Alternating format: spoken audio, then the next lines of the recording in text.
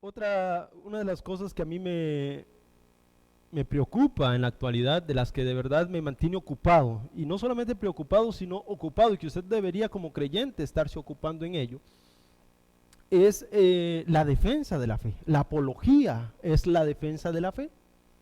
Cómo presentarse y presentar argumentos para defender nuestra fe. Y les explico por qué a mí personalmente me preocupa. Eh, Se ha levantado el movimiento feminista de tercera ola, y este es el movimiento que ahora nos está gobernando en prácticamente todo el mundo, mucho en Europa, Centroamérica, Costa Rica es uno de esos lugares donde está creciendo con mucho auge, Suramérica, y de pronto nos va a terminar gobernando. Y este movimiento es un poco peligroso, muy peligroso diría yo, porque niega a Dios, niega los mandamientos de Dios, niega la naturaleza del hombre y de la mujer, niega todo lo que por Dios ha sido naturalmente dado. Y nuestros gobernantes están ahí enseñándonos, mandándonos, haciéndonos cosas, de manera que hoy parece que es pecado, por ejemplo, el matrimonio entre hombre y mujer. Entonces, si usted es un matrimonio homosexual, va a tener un montón de libertades, pero si es un matrimonio heterosexual, va a tener ciertas limitantes. Estuve viendo al INA abrir un recurso que ellos estaban abriendo, y justamente estaba escuchando a los que estaban dando el discurso de apertura a estas nuevas becas decir, es ¿para quién? Para la política de género, los que tienen dificultades de género, los que no son heterosexuales, básicamente, va por ahí. Tiene que ver con la inclusión de género. Entonces, por lo cual yo pensé, como heterosexual, voy a tener un lío para conseguir una de estas becas, qué complicado. En la universidad recuerdo haber estado discutiendo temas como el matrimonio homosexual y el aborto arduamente contra mis compañeros. Y recordando un poco más atrás en el colegio, cuántas veces tuvimos que levantar la voz y cuántas veces hay que levantar la voz contra aquellos que niegan la fe de Dios. Pero entonces, ¿qué debemos hacer? Debemos levantar nuestra voz y debemos estar dispuestos a sufrir las penalidades por causa de Jesucristo. Como buenos soldados de Jesucristo, debemos estar dispuestos a sufrir las penalidades. Debemos estar dispuestos a alzar las voces contra las mismas iglesias.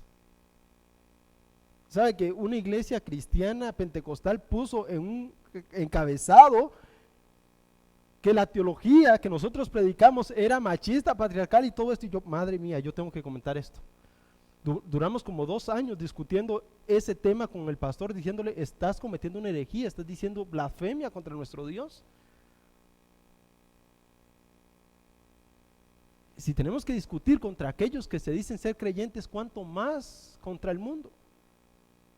Quiero decirles algo, hermanos, con todo esto que a mí en realidad me preocupa y que me ocupa también, siempre estoy estudiando estas políticas y estos movimientos y cómo afectan a la iglesia cristiana, que no es la primera vez que los cristianos o los hijos de Dios tienen que preocuparse por hacer una defensa de la fe. El apóstol Pablo estaba ocupado en eso, Timoteo estaba ocupado en eso, Juan estaba ocupado en eso, Pedro estaba ocupado en eso, el rey David estaba ocupado en eso.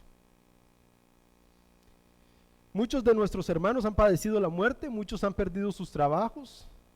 En España despidieron a un profesor por explicar que un hombre que había dado a luz era en realidad una mujer transformado en hombre porque su genética era ser mujer, pero que él había tomado testosterona. Lo despidieron. Parece increíble, es algo lógico, es ciencia, muchachos, 2 más 2 es 4, despedido. Entonces, ¿qué hacemos nosotros? ¿Cómo vivimos en este mundo? Bueno, hoy quiero que toquemos este tema acerca de la apología que vivía el rey David y que tomemos en parte el carácter que él tiene delante de Dios para que nosotros podamos aplicar ese mismo carácter a nuestra vida. Entonces, el tema de hoy es: la paz verdadera solo está en el conocimiento del carácter de Dios. La paz verdadera solo está en el conocimiento del carácter de Dios. Así que después de todo este preámbulo vamos a orar. Padre, gracias te damos porque solo tú eres Dios, porque en ti confiamos, en ti está nuestra esperanza, en ti creemos y en ti esperamos. Rogamos por tu Santo Espíritu nos ilumines, hagas esa obra maravillosa de iluminar nuestras mentes para poder comprender las Escrituras y poder ponerlas en práctica. Abre nuestros corazones y haz un corazón fiel en nuestras vidas a ti, Señor, para que cada día tengamos más amor hacia ti, hacia nuestros hermanos y hacia tu palabra. En nombre de Cristo Jesús oramos. Amén. Bien, hermanos, les dije que vamos a estar viendo que la paz verdadera solo está en el conocimiento del carácter de nuestro Dios. Vamos al Salmo 25, Salmo de David. Este Salmo 25, mientras usted lo encuentra, es una plegaria humilde ante Dios y finaliza con una petición de redención para todo Israel. El rey David no desea ser avergonzado, pide que el Señor le muestre su camino y pide que Dios le reivindique en una nación donde él está en peligro. Es decir, él está tratando de mantener su fe, pero también se siente que puede terminar siendo avergonzado. Y el capítulo 25 del libro de Salmos nos muestra eso y nos muestra su petición por sí mismo, su petición de amparo de Dios, su petición por las personas, por salvación hacia las personas, pero también petición para que Dios lo liberte o le perdone sus propios pecados. El Salmo 25 dice así: a ti, oh Señor, elevo mi alma. Dios mío, en ti confío. No sea yo avergonzado, que no se regocijen sobre mí mis enemigos. Ciertamente, ninguno de los que esperan en ti serán avergonzados. Sean avergonzados los que sin causa se rebelan. Señor, muéstrame tus caminos, enséñame tus sendas. Guíame a tu verdad y enséñame, porque tú eres el Dios de mi salvación. En ti espero todo el día. Acuérdate, oh Señor, de tu compasión y de tus misericordias que son eternas. No te acuerdes de los pecados de mi juventud ni de mis transgresiones. Acuérdate de mí conforme a tu misericordia, por tu bondad, oh Señor. Bueno y recto es el Señor, por tanto, Él muestra a los pecadores el camino. Dirige a los humildes en la justicia y enseña a los humildes sus caminos. Todas las sendas del Señor son misericordia y verdad para aquellos que guardan su pacto y sus testimonios. Oh Señor, por amor de tu nombre, perdona mi iniquidad, porque es grande. ¿Quién es el hombre que teme al Señor? Él le instruirá en el camino que debe escoger. En prosperidad habitará su alma y su descendencia poseerá la tierra. Los secretos del Señor son para los que le temen. Él les dará a conocer su pacto. De continuo están mis ojos hacia el Señor, porque Él sacará mis pies de la red. Vuélvete a mí y tenme piedad, porque estoy solitario, afligido. Las angustias de mi corazón han aumentado. Sácame de mis congojas. Mira mi aflicción y mis trabajos y perdona todos mis pecados. Mira mis enemigos, que son muchos, y con odio violento me detestan. Guarda mi alma y líbrame, no sea yo avergonzado, porque en ti me refugio. La integridad y la rectitud me preserven, porque en ti espero, oh Dios, redime a Israel de todas sus angustias. Bien, hermanos, el Salmo 25, como le decía, Salmo de David, es el Salmo del rey David, que está pidiendo a Dios que le libre de sus enemigos. Recordemos algo, este es un poco de contexto. El rey David, emperador de Israel, el segundo emperador después de Saúl, todos los enemigos van en contra de Israel y por inclusión hacia él. La guerra se hacía contra los reyes, así que David se está viendo sitiado él por los enemigos. Pero también en esta guerra en la que él está, se está viendo solo y está pensando que puede ser avergonzado. Recordemos que Israel era atacado porque tenía como mandamiento de Jehová librar toda la tierra de los enemigos y eliminar todos los dioses que estaban rodeando la tierra, todos los dioses paganos. Entonces, en ese contexto se escribe este libro, en el cual el rey David, por sostener la ley de Jehová, se está viendo solitario, se está viendo sitiado y se está viendo agotado por sus enemigos. Lógicamente, entonces el rey David se está viendo a él como el rey que necesita esa misericordia, pero también él entiende que la guerra que están elevando contra él, la están elevando contra Dios, y que lo que a él le suceda, le va a suceder también a su pueblo. Por lo cual, él al final pide una redención para todo Israel, porque lo que le suceda a él va a repercutir totalmente en Israel. Un poco de historia de reyes, antes de entrar en el Salmo. David, por ejemplo, cometió el pecado de censar el pueblo, cuando el censar el pueblo no era pecado en sí. El pecado que cometió el rey David en esa ocasión fue que quiso censar el pueblo para enorgullecerse y decir: véanme y teman todos los pueblos.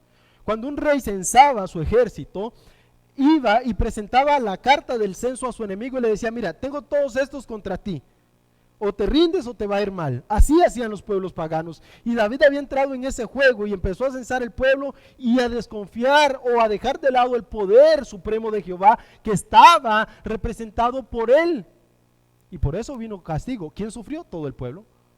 Entonces todo lo que acontecía al rey le acontecía al pueblo. De ahí que el Salmo termine David pidiendo redención para Israel. Bueno, en este Salmo encontramos, hermanos, este tema muy interesante. La paz verdadera solo está en el conocimiento del carácter de Dios. Entonces, 3 razones para que el creyente pueda tener paz. 3 razones por las cuales el creyente debe tener paz. Número 1, por el carácter de justicia de Dios. Número 2, por el carácter de bondad de Dios. Y número 3, por el carácter protector de Dios.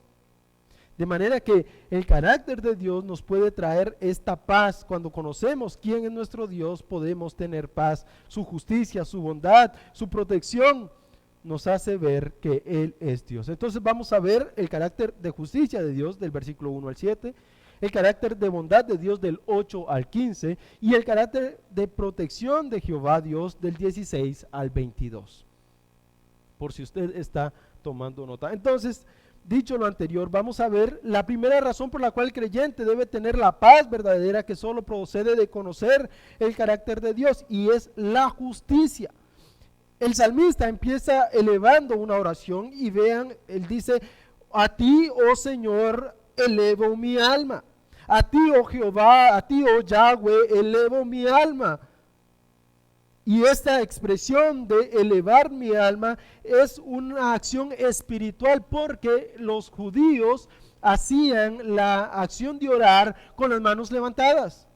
¿Se acuerda que en el Nuevo Testamento encontramos esta misma acción de levantar manos santas al cielo? Bueno, porque los judíos hacían esta acción de cuando se oraban, ver hacia el templo y levantar las manos hacia allá, levantar las manos hacia Jehová, mostrándole, simbolizándole la limpieza, la santidad que ellos tenían, o la comunión que podían tener por el pacto con Dios.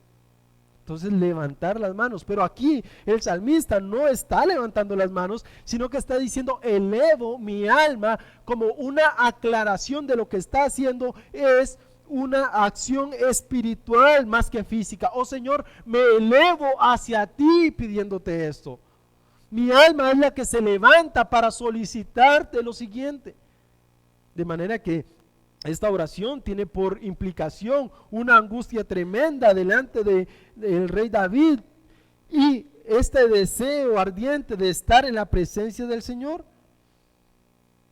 Y entonces esta expresión de elevo mi alma se encuentra aquí en una forma de en el verbo original, que literalmente dice: se está levantando, o se levanta continuamente mi alma. Lo que entonces podemos deducir de este verbo es que el salmista está diciendo: me estoy levantando, o de continuo está mi alma delante de ti. Esta forma imperfecta del verbo hebreo nos muestra esto. El salmista está pidiendo eso porque en el versículo 2 nos muestra la razón de su petición angustiosa delante de Dios. El versículo 2 empieza diciendo: Dios mío, en ti confío, en ti estoy confiando, en ti está mi confianza, literalmente. Y lo que él está diciendo es: yo estoy confiando continuamente, así como mi alma se levanta continuamente a orar delante de ti, así mi confianza está delante de ti. Pero la petición de él es: no sea yo avergonzado. ¿Hay alguna razón por la cual el salmista podía ser avergonzado? Lógicamente que sí. Fallar, que Dios lo abandonase, hubiese sido una forma de ser avergonzado. Imagínate el rey al que Dios puso, al que Dios le hizo promesa, con el cual Dios hizo pacto, fuese abandonado. Entonces el que iba a quedar avergonzado era David. El pacto de Dios no podía ser roto y ahora él está pensando: pero yo sí puedo ser avergonzado. No me dejes, no me abandones. Y esta expresión es que él puede estar pensando en que acudir a Jehová, que Dios lo va a defender y que los enemigos de Dios van a ser destruidos por el poder de Jehová, no por su autoridad como rey. Ven la confianza primera: en ti confío, no sea yo avergonzado. Cuando pensamos en esta expresión del rey David diciendo: Señor, mi confianza va sobre ti, mi confianza está en ti, no seré yo avergonzado, no estaré siendo yo humillado. Pensamos en esta idea de poder ver al rey David haciendo en un sentido defensa de lo que Dios le había dicho. Número uno, el pacto davídico. Dios le había dicho: siempre habrá alguien en tu trono. Número 2, en ti confío, se refiere también al carácter de David, de tener esa comunión perfecta con Dios y de saber que Dios siempre actúa en el momento indicado. Y número 3, saber que guardar la ley de Jehová, que guardar los preceptos de Dios, lo iban a hacer un blanco deseable para los enemigos. Y esto es lo que encontramos: que no se regocijen sobre mí mis enemigos. Entonces el rey David e Israel iban a ser un blanco deseable para los enemigos. La pregunta es: ¿por qué? ¿Por qué todos querían ir contra Israel? Es más, ¿por qué hoy quieren destruir a Israel? Yo todavía me pregunto. Porque todo lo que proviene de Dios quiere ser destruido por Satanás. Esa es la única razón. Las leyes gubernamentales de Israel eran ejemplares. Eran ejemplares. Las viudas tenían alimento, los pobres tenían alimentos, los que cometían homicidio sin dolo o culposo podían huir a una ciudad donde no iban a ser juzgados, donde no iban a pagar muerte por muerte. El que mataba iba a ser muerto. La ley del talión, ojo por ojo, diente por diente. La ley de Dios es justa y perfecta, y el pueblo de Israel está viviendo en los momentos más angustiosos porque está sitiando el rey David por esto, y él está defendiendo la ley de Jehová. Y esta ley de Jehová implica que va a tener guerra contra los enemigos de Jehová. Y entonces él está diciendo: no se regocijen sobre mí mis enemigos. Hay algo aquí, hermanos, que me llena a mí cuando estoy estudiando este pasaje, cuando estuve leyéndolo, y es pensando en nosotros también. Si la ley de Jehová es tan perfecta, si los mandamientos de Dios son tan buenos, ¿por qué el enemigo, por qué Satanás está tan preocupado en destruir la iglesia? Y hay muchas maneras de destruir la iglesia, aunque usted no lo crea. La primera es hacer una falsa iglesia. Parece una iglesia cristiana, pero no es una iglesia cristiana. Parecen defender la verdad, pero no defienden la verdad, defienden su propia verdad. Y en esto usted y yo debemos ser muy cauciosos al saber que cuando vamos a una iglesia, cuando vamos a un culto, ¿se predica de verdad la palabra de Dios? ¿De verdad están haciendo énfasis en la autoridad de la palabra de Dios o en el deseo de los hombres? Aquí es donde ustedes pueden ayudarnos a los predicadores cuando nos desviamos de la palabra de Dios. Es decirnos: mire, hermano, se está alejando de la palabra de Dios, porque Satanás eso quiere, hacer diluir la iglesia, el carácter santo de la iglesia, Y parece que los que estamos sosteniendo la verdad, cada vez nos rodeamos de más enemigos. Los que estamos sosteniendo la autoridad divina, nos vemos rodeados cada vez de la ira del enemigo. Por ejemplo, si la Biblia nos dice, por ejemplo, instruye al niño con vara, el Padre nos dice, jamás. Pero la ley de Dios es perfecta. Y lo que Proverbios, por ejemplo, en ese pasaje dice, dale con vara que no morirá. Y el hecho, la ilustración que está ahí es que no va a ser apedreado por el pueblo por cometer algún crimen si usted lo instruye en el camino verdadero. Porque recordemos que para Proverbios el hijo rebelde y contumaz será apedreado. Y la idea de un padre que llevaba a su hijo por el buen camino no iba nunca a padecer muerte por causa de su rebeldía. Es quitar la rebeldía del corazón de los muchachos. Y gracias a Dios, yo no sé si yo soy la última generación de los que nos dieron con vara hasta morir. Gracias a Dios. Pero esa es una ley de Dios tan perfecta, tan buena, tan misericordiosa. Y eliminar esa ley nos trae consecuencias tan negativas. Veamos la generación actual. Y parece que el cristiano cada vez está siendo más encerrado por sus enemigos y el enemigo está ganando el territorio. Y entonces, ¿qué? Nosotros podemos someternos a esta misma oración: Señor, que no se regocijen nuestros enemigos de nosotros. Ayúdanos. Danos sabiduría para actuar. ¿Qué hacemos en este mundo impío que cada vez desecha más la palabra de Dios? Les doy otro ejemplo sencillo: la pena de muerte.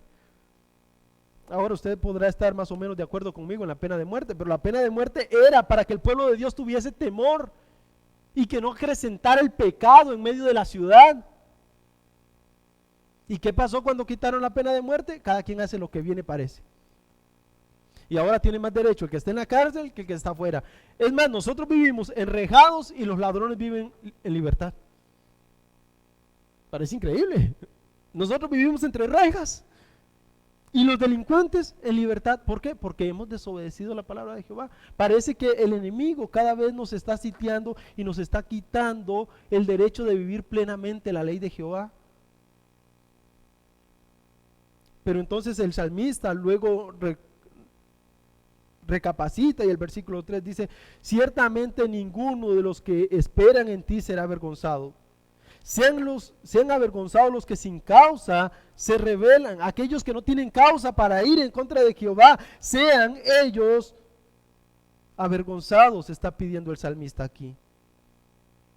Ve que el salmista ahora después de pedir esto, ahora hace una solicitud a Jehová, hace una solicitud a Yahweh, y es: instrúyeme. Vea que cuando el salmista dice confía, es una condición ya arreglada. He confiado.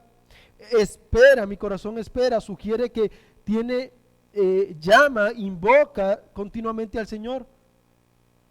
Pero ahora le está diciendo, en esta acción continua de estar esperando, de estar confiando, de estar esperando a Jehová, de estar llamándolo, invocándole, ahora le hace una solicitud: Señor, muéstrame tus caminos.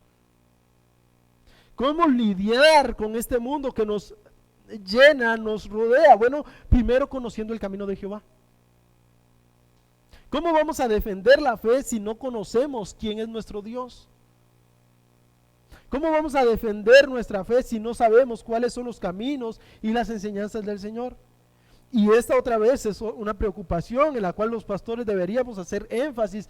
Cada vez más la palabra de Jehová es la misma, el Antiguo Testamento, el Nuevo Testamento, el mismo Jehová es el mismo Jehová del Nuevo Testamento, la misma ley, la misma santidad. La ley de Jehová no fue abrogada por la muerte de Jesucristo, fue cumplida.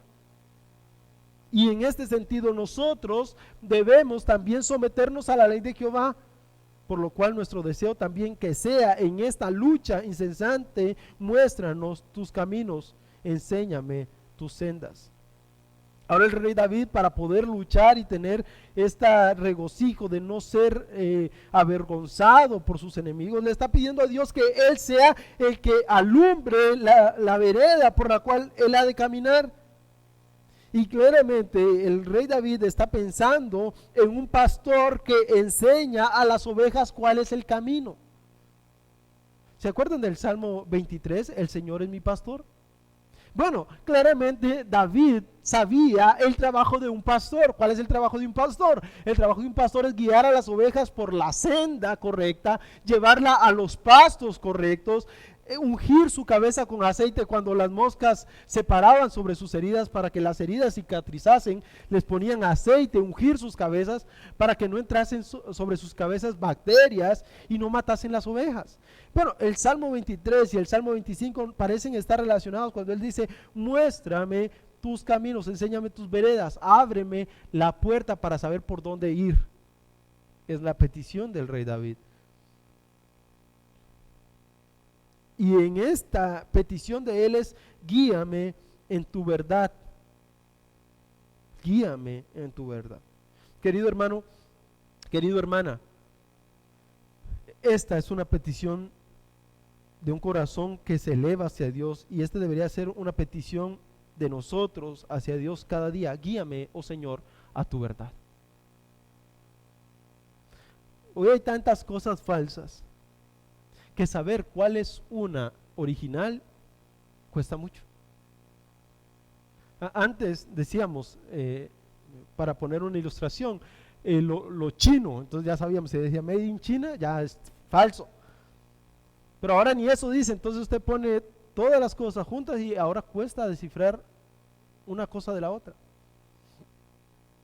Encerraron en un cuadro, en una reja, a 10 personas y les dijeron: en medio de ustedes hay un ateo, el resto todos son cristianos, descubran quién es el ateo. ¿De verdad? Entonces les daban 10 minutos para que hablasen entre ellos, preguntasen algunas cosas y para resolver quién era el ateo. Entonces luego decían: ¿quién no es el creyente? Entonces mencionaban a uno: va para afuera, y así sucesivamente, va para afuera. Y entonces sacaron a todos y al final solo quedaron 3 de los 10. Entonces les dieron el resultado, perdieron, fallaron en la prueba. El ateo estaba adentro todavía con ellos. Hasta los ateos pueden hacerse pasar por cristianos. ¿Y qué con esto? ¿Qué es lo que quiero decirle con esto? Que nosotros deberíamos saber cuál es la verdad y la enseñanza de Jehová cuando en este mundo todo parece falsificado, hasta la misma fe. Deberíamos tener el carácter de preguntarnos a nosotros, hermanos: ¿es mi fe falsificada? ¿Tengo una fe de mentiras? ¿O de verdad el Señor puede enseñarme su palabra y yo puedo entender cuál es? Y la razón de guiar a la verdad y enseñarle la petición es porque tú eres el Dios de mi salvación. En ti espero todo el día. El salmista le está diciendo: la única razón por la que quiero saber tu verdad es que tú eres mi Dios. No quiero saber la verdad de nadie más, sino tu verdad. Porque hoy todos quieren tener la verdad, pero tú eres el que tiene la única verdad. Tú eres mi Dios, el Dios de mi salvación. La verdad que tú dices va a ser mi verdad. Eso es lo que el salmista está diciendo en este pasaje. ¿Ven lo impresionante de la situación en la que él se encuentra? Siendo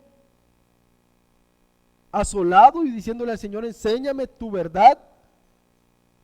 El versículo 6, hermanos, encontramos también al salmista continuando con esta expresión y el carácter acerca de Dios: acuérdate, oh Señor, de tu compasión y de tus misericordias que son eternas. Ahora entonces el salmista le está pidiendo: acuérdate, ten compasión, ten misericordia, ten bondad en el versículo 7. No te acuerdes de mis pecados en el versículo 7. El salmista pasa ahora a considerar la consideración de sus enemigos, a la consideración de sus propios pecados. Ven qué interesante esta expresión del salmista. No solamente ha pedido ahora que tenga misericordia a Dios, que él no sea avergonzado por sostener la ley, sino que le muestre los caminos, que él le muestre su compasión, su misericordia. El versículo 6: acuérdate, oh Señor, de tu compasión y de tu misericordia que son eternas. Esta expresión acá, cuando el salmista está diciendo de pedir perdón por sus pecados en el versículo 6 y 7, lo que realmente le está diciendo es: Señor, guarda tu pacto conmigo, no me castigues por mis pecados, porque tú has hecho pacto conmigo, ten misericordia de mí. Esto en el contexto actual de nosotros, en el contexto de la gracia, podría parecer un poco extraño y hasta podríamos pensar: ¿cómo es que Dios puede olvidarse del pacto? No es esa la razón, sino que cuando alguien se alejaba del pacto de Jehová en la ley, entonces el juicio de Dios venía. Bueno, por ejemplo, Reyes, Crónicas nos muestran esto. El libro de Ruth nos muestra cómo Dios había desechado a Israel, pero ahora le está diciendo: acuérdate de tu compasión y de tus misericordias que son eternas. Ahora, ha dejado de lado sus enemigos, ha dejado su deseo de aprender la ley de Jehová para pedirle a Dios entonces que tenga de él misericordia, que tenga de él la bondad. Y no solamente esto, le está mostrando a Dios su carácter pecador. Ven lo interesante de esto, que cuando el salmista está orando a Dios, le está mostrando su carácter de pecado.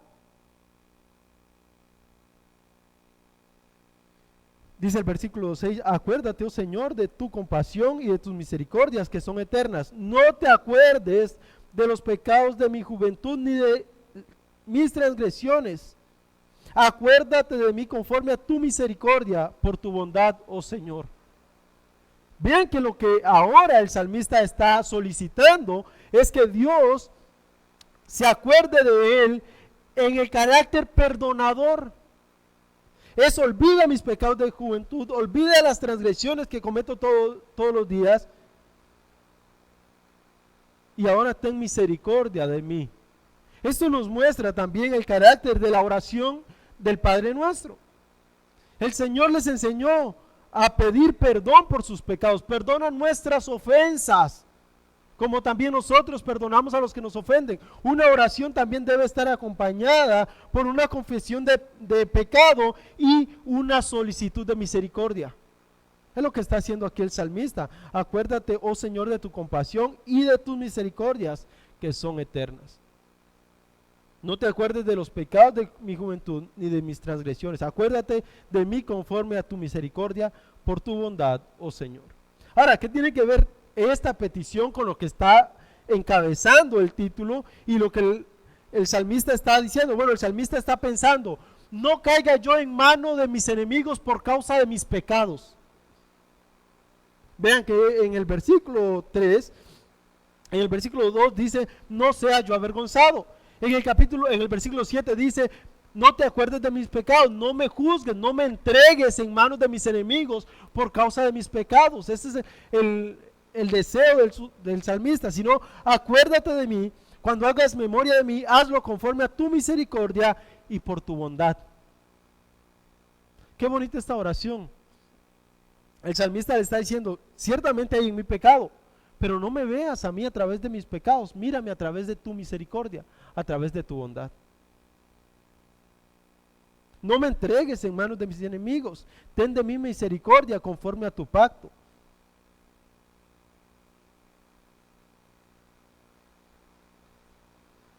Al parecer el rey David estaba preocupado en esta porción, porque podía él ser juzgado por Dios o podría venir esto por causa del juicio de Dios.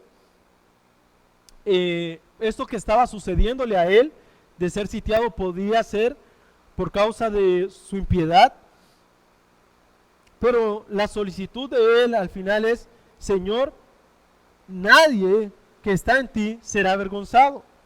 Y por último, acuérdate de mí conforme a tu misericordia, por tu bondad, oh Señor. Hermanos, el carácter de justicia de Dios nos muestra que, a pesar de que seamos rodeados por nuestros enemigos, a pesar de que por sostener la ley de Jehová nos vamos a ver sitiados, podemos acudir a Él por su misericordia, por su bondad, porque el carácter de justicia de Dios va a mantener firme su pacto. Y en ese carácter de justicia nosotros hemos sido justificados. Dicho de otra manera, no es que nosotros seamos justos, no es que ya dejamos de pecar, seguimos pecando. Todos los días pecamos, cada mañana, cada tarde, cada hora. Pero la justicia de Dios ha sido implantada en nosotros por la muerte de Jesucristo. En el caso del rey David, por el pacto que Dios había hecho con él. Y entonces él puede acudir a Dios pensando en que no será avergonzado, que no será entregado a sus enemigos, que no será humillado por el pacto que Dios había hecho con él. Por el pacto de misericordia que Dios había hecho con él. Ahora,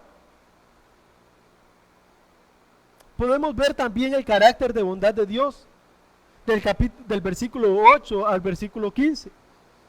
En esta sección empieza a decirnos el salmista que está confiando en Dios por lo que Él es, y también el deseo de enseñarle a los pecadores cuál es el camino a seguir.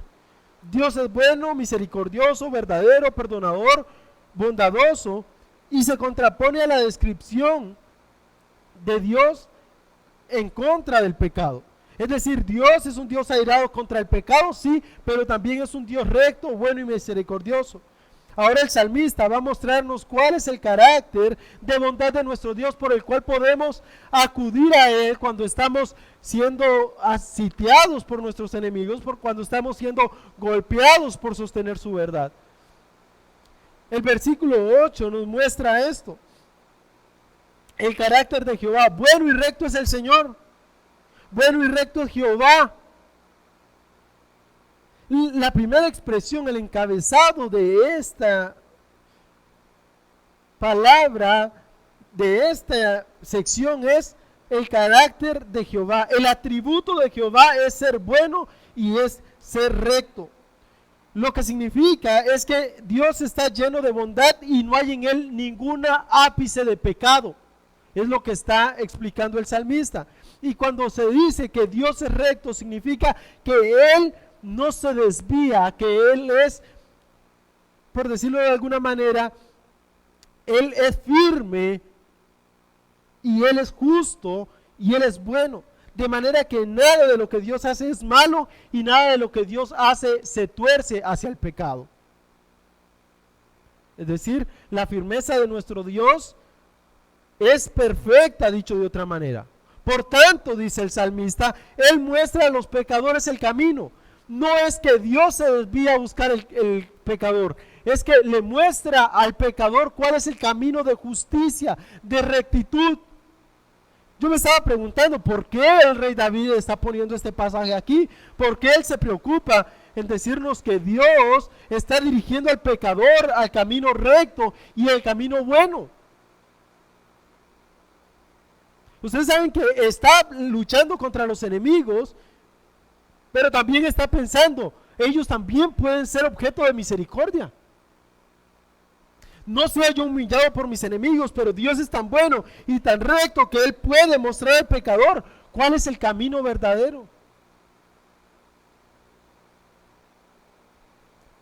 Hermanos, pensamos en nuestro Dios como aquel que puede salvar a cualquiera de los pecadores, al más impío. Así como salvó a usted sin ninguna gota de justicia, puede salvar a quien sea. Dios ha salvado asesinos. Dios ha salvado homicidas. Dios ha salvado genocidas, como el apóstol Pablo. Dios ha salvado a ladrones, a mentirosos, a hechiceros, a idólatras, como yo. Dios puede salvar, porque Él es el que muestra el camino. Él es el que por su misericordia, por su rectitud, por su carácter de bondad, Él es bueno y grande en misericordia, por lo cual podemos tener paz porque en medio de la tribulación, en medio de nuestros enemigos, Dios tiene un carácter de bondad. Aquellos que un día nos acechan pueden ser, hermanos, los que otro día estén alabando el nombre de Dios con nosotros. Uno de los conflictos más grandes que tuve yo cuando me convertí al Señor era mi familia. Y mi mamá era un lío con aquello, que al fin y al cabo terminamos cada quien por su camino. Yo me fui de mi casa muy joven, yo seguí mi propósito, que es servir al Señor. Ella se quedó con su propósito, que yo ni sabía cuál era. Y así nos desviamos por mucho tiempo. Tuve demasiados conflictos con ella. Tenía ella problemas con que yo fuese a la iglesia, con que yo fuese un cristiano. Y al final hasta como enemigos terminamos por un tiempo. Pero como para Dios no hay nada imposible y Él muestra el camino a los impíos, a los pecadores, un día le mostró el camino a ella. Y adivinen que ella fue una de las personas que tuvo la capacidad de patrocinarme para emprender mis estudios en Honduras. Y uno puede decir, ¿cómo un Dios puede hacer esto? Porque Él es recto y Él es bueno. Él se encarga de mostrarle el camino al pecador. Usted no vino a Dios porque usted era muy bueno, porque usted sabía cuál es el camino, porque usted andaba un GPS para saber por dónde va Dios. Usted andaba tan perdido como yo, tan miserable como yo, pero Dios en su carácter bueno, Él le mostró la luz para que usted le buscara. Vea qué bonito el pasaje que el salmista nos está mostrando, el carácter de Dios que hoy tanto predicamos nosotros de misericordia del Nuevo Testamento, es el mismo carácter del Antiguo Testamento. No podemos separar el Dios misericordioso, bondadoso, del mismo Dios misericordioso y bondadoso de hoy. El salmista lo está viendo así. Tú eres bueno y humilde, dirige a los humildes en la justicia y enseña a los humildes su camino. Esto es lo que tú haces, oh Dios. Aquí hay tres cosas que Dios hace: muestra el camino a los pecadores, dirige a los humildes en la justicia y enseña a los humildes el camino. No solamente nos da salvación, no solamente nos guía para que vivamos en justicia, sino que nos muestra su camino de justicia, nos muestra por dónde debemos andar. Este es el carácter de un Dios bondadoso, y el salmista está pensando en medio de su opresión que Dios es así. Ahora, también el carácter de Dios de bondad nos muestra el versículo siguiente, el versículo 10, dice: todas las sendas del Señor son misericordia y verdad. No hay ni una pizca de mentira en Dios. No hay ni una pizca de engaño en el Señor. Y es por esto que el salmista, volviendo al versículo 1, puede estar seguro que nadie de los que esperan en el Señor pueden ser avergonzados, porque si Dios dice que Él los va a exaltar, es porque así lo hará, porque todos los caminos del Señor son misericordia y verdad. No hay ninguna pizca de pecado en lo que Dios hace. No hay ni una pizca de poca misericordia. El juicio de Dios eterno, el castigo de Dios eterno sigue siendo parte de la verdad y de la misericordia de Dios. Pero todas las sendas del Señor son verdad y son misericordia. ¿Para quiénes? Para quienes guardan su pacto y sus testimonios. En otra forma de decirlo, ninguno que no puede ver el pacto del Señor, que no sigue el pacto del Señor, puede entender esto. Y otra vez el salmista termina diciendo, el encabezado es: oh Señor, por amor de tu nombre, perdona mi iniquidad, porque es grande. Otra vez la confesión de pecado del salmista. El salmista exalta la obra redentora de Jehová Dios, exalta el camino perfecto de Dios, exalta que aquellos que saben que quién es su Salvador pueden saber que guardar el pacto de Dios, que guardar los testimonios de Dios es verdad, es misericordia, que seguir a Jehová es bueno. Y ahora le dice: oh Señor, por amor de tu nombre, perdona mi iniquidad, porque es grande. Primero, tan grande eres tú, tan lleno de bondad, y mi iniquidad es grande, pero solo tú puedes perdonarla, en otra palabra. Qué maravillosa esta expresión del salmista aquí, porque está atendiendo a lo que Dios dice, y es que solo Jehová puede perdonar, que solo Jehová es el Dios que tiene misericordia, que solo Jehová es aquel que puede de Él tener compasión. Y ahora empieza a hacer unas preguntas retóricas. ¿Quién es el hombre que teme al Señor? ¿Quién hay de entre todos los hombres, dicho de otra manera, que busque el temor de Jehová? Y entonces, si hay alguno de aquí que teme a Jehová, Él le instruirá en el camino que debe escoger. Hermanos, si nosotros tenemos temor de Jehová, confiemos en que Él nos va a guiar por la senda correcta. Confiemos en que Él nos va a llevar por el buen camino. Ahora, que vamos a tener conflictos, que vamos a tener dificultades, díganme dónde Dios nos prometió un paraíso aquí en la tierra. ¿Dónde? Un solo versículo. Por temer a Jehová, pero Dios es el que nos va a instruir por dónde debemos andar. Ahora, esto depende de una vida de devoción. Señor, ¿cuál es el camino que debo seguir? Abre mis ojos, ilústrame, abre mi mente. No me dejes pecar. Y entonces Él le enseñará cuál es el camino que usted debe seguir. Querido hermano, ¿usted se encuentra perdido? Bienvenido al club de los cristianos. Todos estamos perdidos en este mundo. No sabemos qué hacer con nuestras vidas. Y tenemos tantas dificultades que muchas veces le decimos, Señor, pero si te seguimos, vamos a tener conflictos. Sí, pero es lo único que sabemos hacer, seguirte. ¿Qué puedo hacer en esta situación? Oh Señor, abre mi corazón para entender qué hacer. ¿Se encuentra usted así?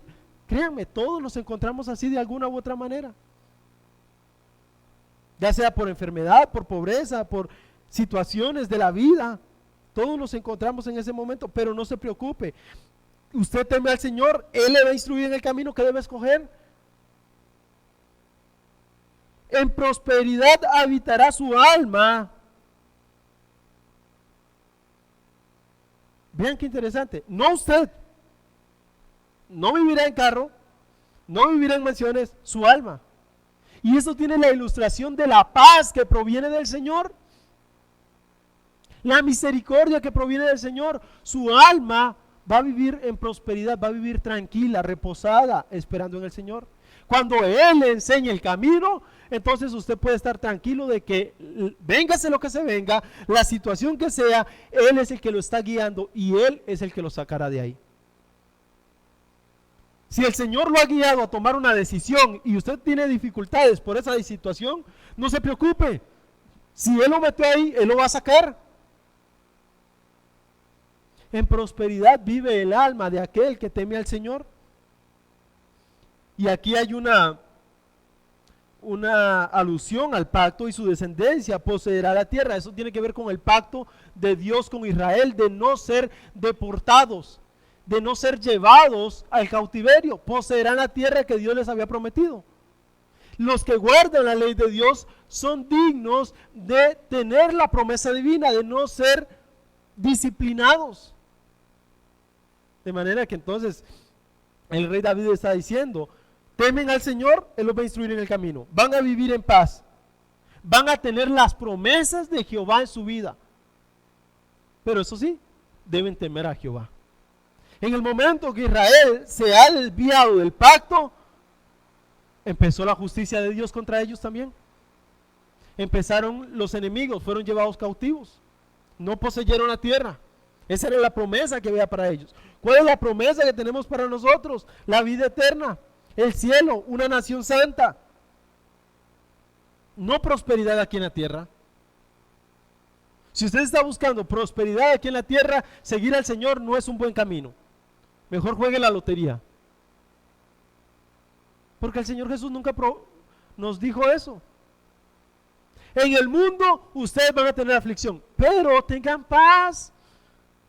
Tengan paz. Yo he vencido al mundo.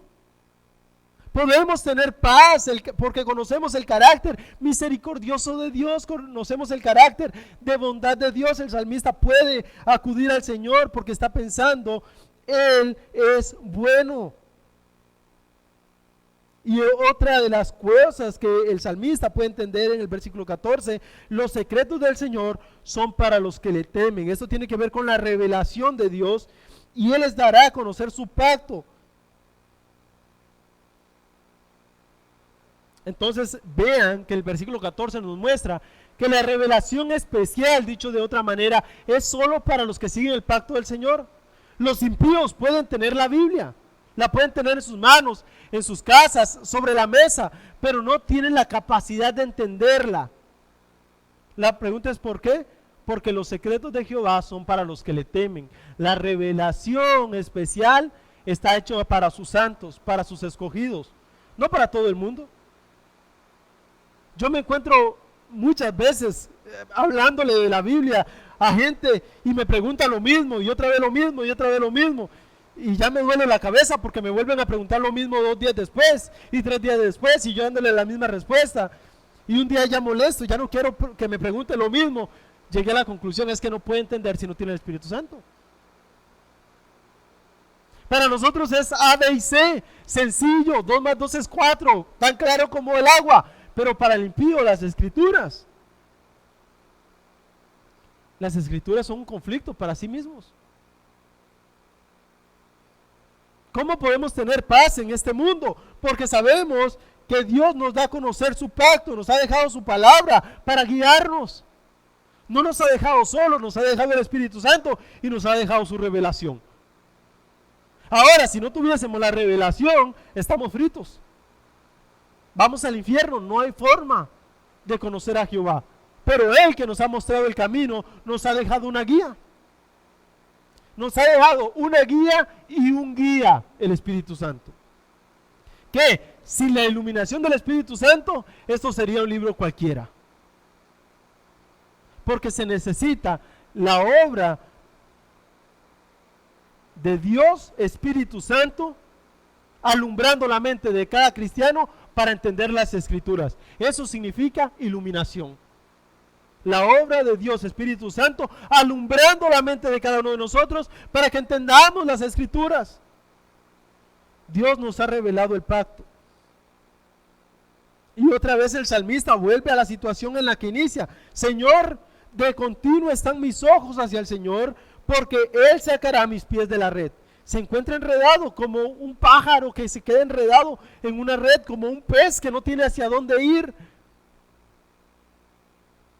como un animal que es atrapado en una red colgante, no sabe cómo salir de ahí. Pero Él dice, yo estoy continuo delante de ti, mis ojos te buscan, oh Señor, y tú me vas a sacar de aquí. Hermanos, Dios no nos deja solo, por más oscuro que parezca el camino, por más tenebrosa que parezca la noche, por más oscura que parezca la senda, Él nos va a sacar de este mundo. Así que no tengamos miedo de predicar quién es nuestro Dios. El salmista se encuentra solo, preocupado, con miedo de ser avergonzado, pero la victoria no está en él, la victoria está en el Señor. Qué interesante esto. Somos salvos por el carácter de Dios, no por nuestro carácter. Somos rescatados por el carácter, por el pacto de Jehová. ¿Por qué guarda Dios su pacto? Por su carácter. Vea lo que dice Salmo 79:9.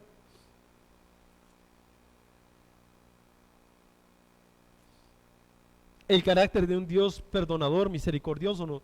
Ayúdanos, oh Dios, de nuestra salvación.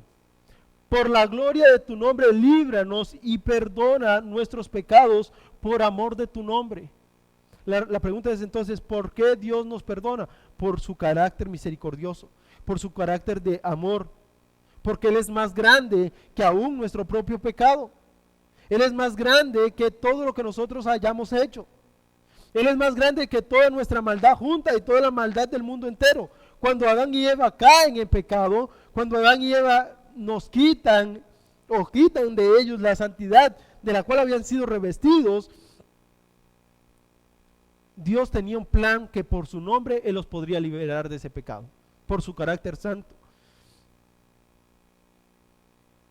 Y entonces Santiago, capítulo 1, versículo 17, nos dice, toda dádiva, toda buena dádiva y todo don perfecto vienen de lo alto, descienden del Padre de luces, con el cual no hay cambio ni sombra de variación. Todo lo bueno solo proviene de alguien y es de Dios. Debemos tener claro, hermanos, eso. ¿Por qué nosotros debemos vivir confiados en el carácter de Jehová? ¿Por qué debemos estar tranquilos con eso? La razón es porque Él, por su nombre, por amor a su nombre, Él guarda su pacto. Él puede librarnos, Él puede sacarnos. Por último, La última razón por la cual podemos tener paz, porque el creyente puede tener paz, es por el carácter protector de Jehová Dios. Ahora el salmista, después de hacer esta gran explicación del carácter bondadoso de Dios, de su misericordia, de un carácter perdonador, de confesar su pecado, ahora viene a mostrarnos el carácter protector de Dios. Él nos va a mostrar su estado.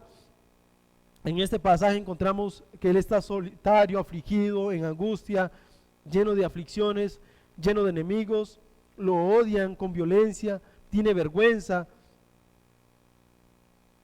Todo eso tiene el salmista. Veamos, otra vez inicia pidiendo piedad: vuélvete a mí y tenme piedad, porque estoy solitario y afligido. Fíjense en lo que decíamos muchas veces, hermanos, por luchar por la verdad de Jehová, vamos a ser llamados locos, vamos a encontrarnos solos. Por predicar a Jesucristo, por sostener la verdad de las Escrituras, vamos a encontrarnos así. El versículo 17: las angustias de mi corazón han aumentado. Estoy angustioso, todos los días estoy angustioso. Es como que si esto fuese una cuenta bancaria, cada vez cae más angustia a mi mente. El salmista le está diciendo al Señor: estoy lleno de angustias, mi cabeza solo piensa en cosas que le angustian. Pero también estoy acongojado, le dice: sácame de estas congojas, sácame de este estrés que me está matando. Por lo cual podemos ver, hermanos, que si usted se encuentra así, solitario, afligido, angustiado, acongojado, no es el primer hijo de Dios que se encuentra en esa situación. Pareciera que es algo normal entre los hijos de Dios por lapsos encontrarse ahí, en la senda oscura de la vida y de las consecuencias de nuestros pecados, en las consecuencias de vivir en un mundo lleno de pecado, en las consecuencias de nuestra propia carne pecaminosa, enfermedades y muerte, encontrarse así. Pero ahora, habiendo mostrado esta situación en la que él se encuentra, ahora le dice al Señor: pon tu mirada en mi aflicción, vuelve tu mirada a mis aflicciones. Lo que en realidad le está diciendo es: actúa, trabaja, quítame estas aflicciones. Pon tu mirada en mis trabajos. Lo que el salmista otra vez: perdona todos mis pecados. Entonces no me dejes caer otra vez en manos de los que me rodean.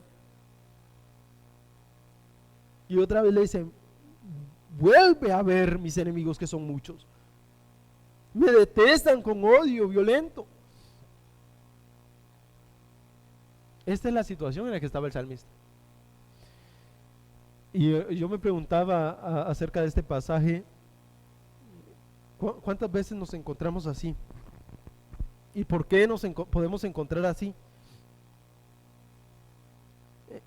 Hay razones por las cuales el creyente se puede encontrar así, y la única razón por la que un creyente en la actualidad se puede encontrar en esta misma situación es porque hace apología de la fe. De otra manera, no va a tener razón por la que el mundo lo oprima de esta manera. No tiene razón. Si usted pasa desapercibido en el mundo, usted pasa como uno más. Pero si usted empieza a defender la verdad de Dios, empieza a luchar por lo que Dios ha dicho, entonces va a tener estos conflictos del mismo salmista: acongojado, con muchos enemigos, con muchas aflicciones, con muchos trabajos. Parece que ya esta lucha la dimos nosotros por perdida y ya nos pareció mucho luchar por el Señor y ahora nos estamos acostumbrando al mundo. Sucede. Entonces nos pasamos desapercibidos como creyentes y no tenemos estas luchas. Hemos abandonado la lucha del Evangelio. De otra manera, lo que le estoy tratando de decir es: si como cristiano no tiene luchas contra el mundo, si no se siente afligido por el mundo, si no se siente agotado, si no se siente acongojado, si no se siente trabajado por el mundo, si no se siente rodeado y golpeado por este mundo, significa que está haciendo muy bien lo que a Dios no le agrada. Lo está haciendo perfecto. Y si usted todavía no conoce del Señor y no tiene estos conflictos, significa que va por buen camino hacia el infierno. Está yendo muy bien. Si su deseo es irse hacia el infierno, va por buen camino. Y si usted es creyente y ha dejado la lucha del Señor, debería revisar su fe. Porque al parecer todas estas cosas nos van a perseguir hasta el último día de nuestras vidas. Tenemos que luchar contra ellos, hermanos. Vivimos en un mundo tan light como el cristianismo, tan light como la verdad, tan diluido que ya no hay por qué luchar. Nos hemos metido tanto en las luchas del mundo que hemos dejado las luchas del cristiano, del ser cristiano. Luchamos por derechos, luchamos por libertades, pero nos olvidamos que somos esclavos de Cristo. Queremos vivir tan cómodo y relajadamente que hemos dejado el evangelio de lado. Yo recuerdo en Honduras que me pasó una situación extraña con el pastor César. Ustedes pueden corroborar esta historia que les voy a decir. Me llevaron a la casa de una cuñada de él y estaba ella en el recién operada y estábamos hablando acerca del evangelio y le dije, mira, ya tú has creído en el Señor. Me dijo, no creo en el Señor. Bueno, te tengo una buena noticia, te estás yendo por partes hacia el infierno. Si no cambias tu rumbo, te vas directo hacia el infierno. Cuando terminó toda esta apología de la fe, todo este mensaje del evangelio hacia ella, me lleva César a su casa. Estaba durmiendo yo en su casa y me dice, mira, nadie nunca habla así aquí. Nadie nunca presenta el evangelio así porque es ofensivo. Ya te ganaste una enemiga. Esta cuñada no te va a querer volver a ver nunca más. Y recuerdo las palabras de MacArthur que dice, mira, si te vas a ganar un enemigo por predicar el evangelio, mándalo avisado al infierno, pero que se vaya avisado. Ya tú saliste de tu responsabilidad. No queremos defender la fe, por eso vivimos tan tranquilamente. No importa si usted se gana un enemigo, pero mándelo avisado hacia el infierno. No importa si ya su vecino no quiere convivir con usted, pero muéstrele que usted vive el evangelio. No importa. El salmista tenía esta preocupación de que todo, seguir la ley de Jehová, le había traído tanta aflicción, pero también tenía el carácter de pensar que Dios, que era perdonador, podía poner su mano de juicio contra sus enemigos. Por predicar el evangelio no lo van a matar, no se preocupe. Y si muriésemos predicando el evangelio, sería más gloria para el Señor todavía. El salmista en el versículo 20 le dice, guarda mi alma y líbrame. Después de todo, de saber que estoy así, líbrame, oh Señor. Otra vez le pide, no sea yo avergonzado, porque en ti me he refugiado, porque en ti me refugio. La integridad y la rectitud me preserven, porque en ti espero. Lo que le está diciendo es, mira, oh Dios, tu integridad, tus mandamientos, tu rectitud pueden preservar mi alma, porque yo estoy confiando en ti. Hermanos, de verdad, ¿en quién está nuestra confianza? En medio de esta situación tan grande, tan apabullante que tiene el mundo contra los cristianos, ¿en quién está nuestra esperanza? ¿De verdad podemos clamar al Señor que Él nos guardará? Que Él, en medio de toda esta situación de dolor, de tribulación, Él es el que nos guarda por amor a su pacto. ¿Por qué no tenemos tanta confianza en el Señor y queremos más ser amigos del mundo que enemigos del mundo? ¿No sabéis que los que se hacen amigos del mundo son enemigos de Jesucristo también?